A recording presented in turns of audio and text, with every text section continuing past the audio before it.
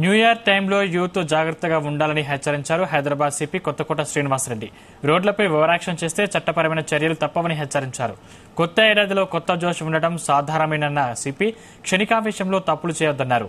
పబ్బులు, రెస్టారెంట్స్, బార్లు చెప్పిన టైం, ఇచ్చిన గైడ్ లైన్స్ అన్నింటినీ మస్ట్గా ఫాలో కావాలన్నారు సిపి. డ్రగ్స్ మాట ఎక్కడ వినపడినా అందరినీ జైల్లో పెడతామని వార్నింగ్ ఇచ్చారు. పార్టీలో ఎవరు పాల్గొన్నా డ్రింక్ చేయని వ్యక్తి మాత్రమే వాహనాలు నడపాలని సూచించారు. కొత్త సంవత్సరం వేడుకలు రేపు ప్రారంభమవుతున్నాయి. యువతీ యువకులకు నా సందేశం ఏంటంటే, మీరు కొత్త సంవత్సరాన్ని ఉత్సాహంగా, ఆనందంగా, ఆహ్లాదంగా ఆహ్వానించండి. ఖచ్చితంగా ఆ సందర్భంగా కొత్త సంవత్సరం అనే ఒక సందర్భము అందరిలో సంతోషాన్ని నింపేదే. ఎందుకంటే కొత్త సంవత్సరంలో కొత్త ఆశలు, కొత్త తీర్మానాలు, కొత్త కొత్త ఊహలు, ఇవన్నీ కూడా సృజనాత్మకమైన వ్యూహాలు అన్నీ కూడా మనం కొత్త సంవత్సరంలో అమలు చేయాలని అనుకుంటాము. ఎవరైనా కూడా అందుకు కొత్త సంవత్సరం ఒక నాందిలాగా మనం భావిస్తాము. సో ఆ సందర్భంగా దాన్ని ఆహ్వానిస్తూ వేడుకలాగా చేసుకోవడము ఒక ఆనవాయితీ, మంచిది కూడా, తప్పేం లేదు.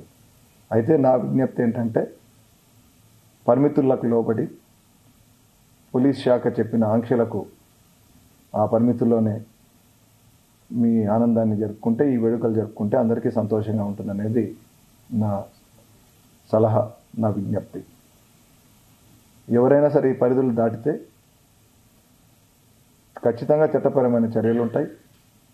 దాంతో మనకి ఇబ్బంది ఏంటంటే, ఒకసారి ఒక నేరంలో భాగస్వామ్యం అయితే భవిష్యత్తులో అన్ని రకాల సమస్యలు, ముఖ్యంగా యువతి యువకులకు, చదువుకునే వాళ్ళు, ఉద్యోగాలు చేసే వాళ్లకు రాబో భవిష్యత్తులో అనేక సమస్యలు ఉంటాయి. కాబట్టి క్షణికావేశంలో తప్పులు చేసి ఇటువంటి సమస్యకు, ఇటువంటి ఇబ్బందికరమైన పరిస్థితికి లోను కావద్దు.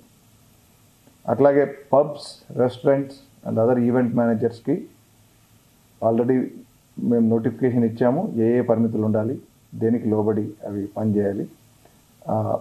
వేళలు అంటే నిర్ణీత వేళలు కావచ్చు.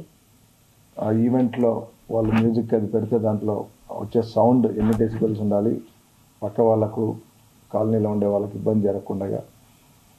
తర్వాత ఏవి అనుమతించబడతాయి, ఏవి అనుమతించబడవు, ఏ వయసు వారికి ఆల్కహాల్ అనుమతించబడుతుంది, ఏ వయసు వారికి అనుమతించబడదు, ఇవన్నీ చూసుకుని దయచేసి అవన్నీ కూడా పాటిస్తూ, మైనర్స్ వాళ్ళు ఎవరైనా వస్తే మీకు బై వెరీ ఫస్ట్ లుక్ వాళ్ళు మైనర్స్ అని తెలుస్తుంటుంది. సో వాళ్ళకు లిక్కర్ సర్వ్ చేయకూడదు. అట్లాగే డ్రగ్స్ లాంటి నిషేధిత పదార్థాలు అయితే it's a big no. Question of supplying those things మీరు మర్చిపోండి. ఎందుకంటే అవి సప్లై చేస్తే ఖచ్చితంగా మాకు ఇన్ఫర్మేషన్ వస్తుంది. మీరు ఖచ్చితంగా దాన్ని నేరంలో భాగస్వాములు అవుతారు. అది చాలా పెద్ద నేరం.